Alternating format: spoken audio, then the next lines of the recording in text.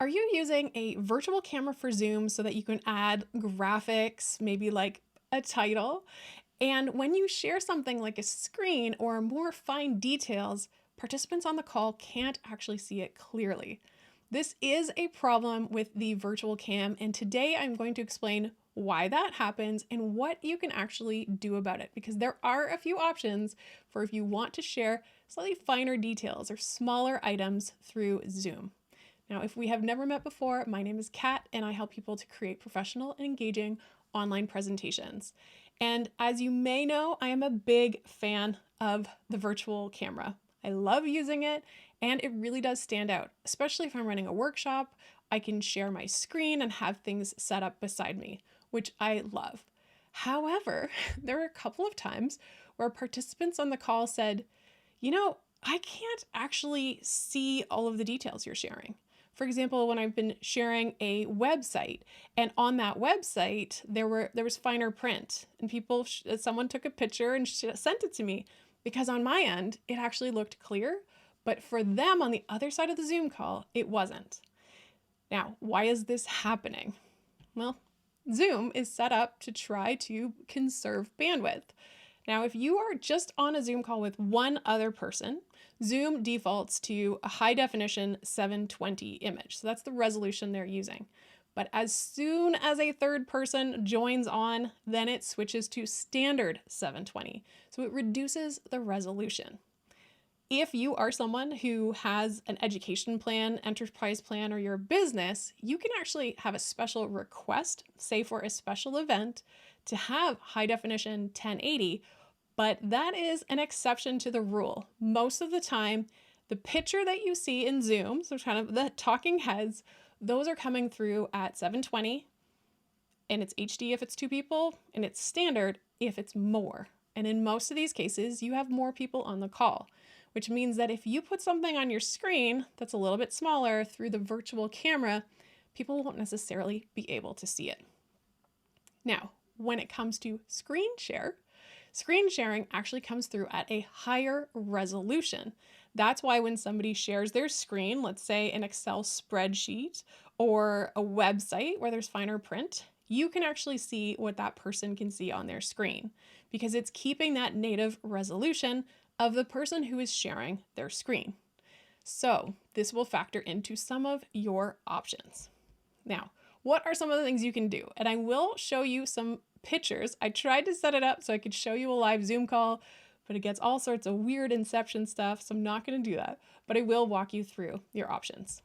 So the first option is you can use the virtual camera for things like titles or a larger graphic, but if you need to show finer detail, whether that is a document, a website, slides with small print, which I don't recommend, but anything that has a smaller print or an Excel spreadsheet, maybe you're showing finances over a call, you would want to just share your screen.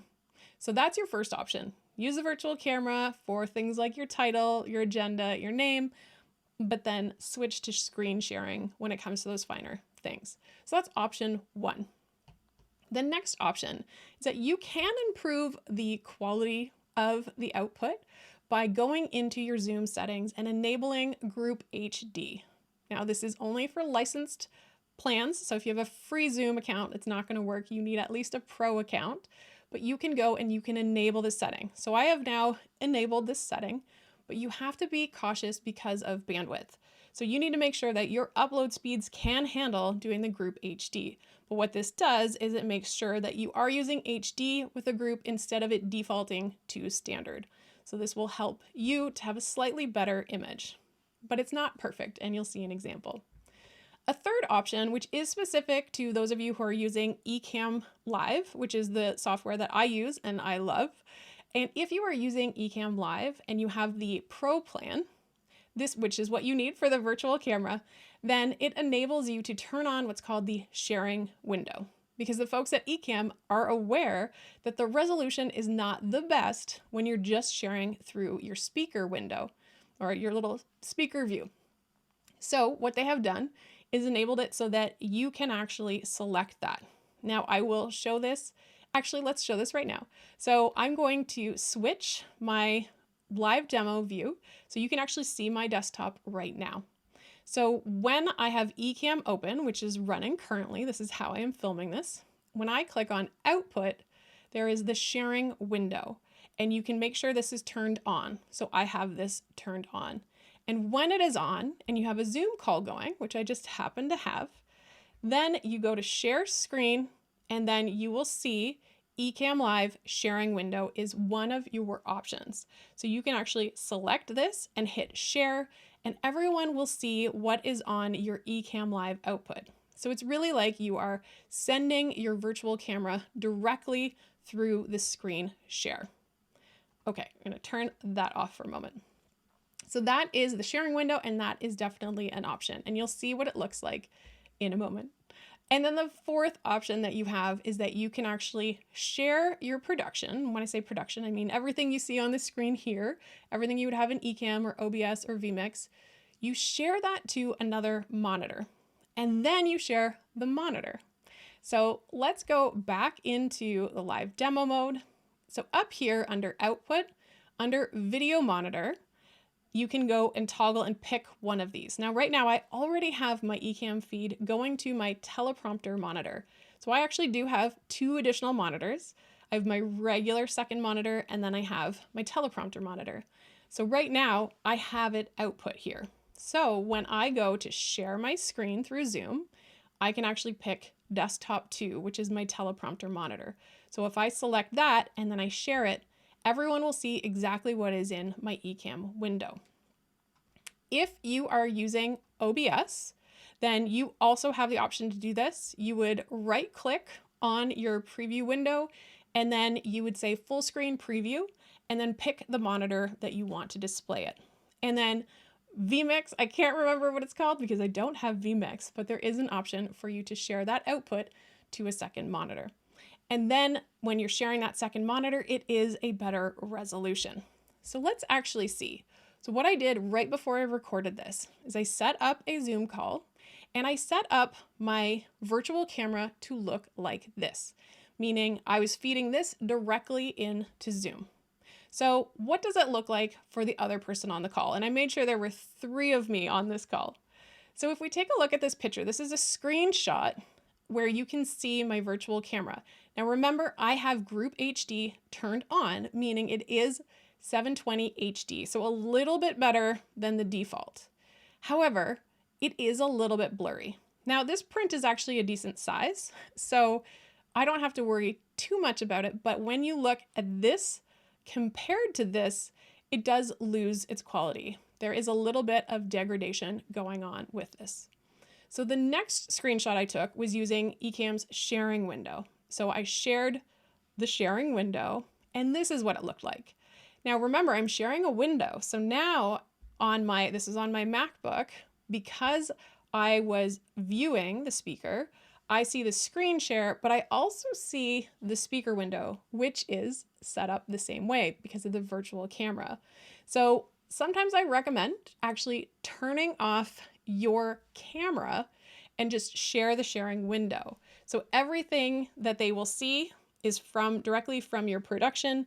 However, they won't see a duplicate because every time you change your scene, there are 2 of them. There's you in your virtual camera speaking window, and there's the share screen. Now, if you look at the difference between this first picture and the second picture, you can see a slight difference. Now, the color is actually slightly different, but it is a finer resolution. It is a little bit easier to see because we were sharing the screen. So now I want to take you to the third version of this, which was sharing directly from my second monitor, or in my case, my teleprompter monitor. So this is actually what it looks like. This is actually much better color-wise. So the color is not as degraded, and it is clear.